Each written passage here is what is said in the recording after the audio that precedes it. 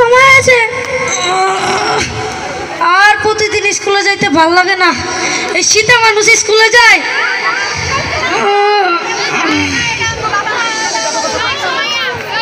হুজাইফার মা, ও হুজাইফার মা, এই কি হয়েছে? তোমার ছেলেকে কালকে থেকে আর স্কুলে যেতে হবে না, ও আমার সাথে কাজে যাবে, বুঝেছো? না বাবা না, আমি পড়ালেখা করে মানুষের মতন মানুষ হতে চাই। না বাবা না, তোমার মানুষের মতো মানুষ হওয়া লাগতো না, তুমি আমার সাথে কাজে যাবে, বুঝেছো? বেস্ট অভিনয়।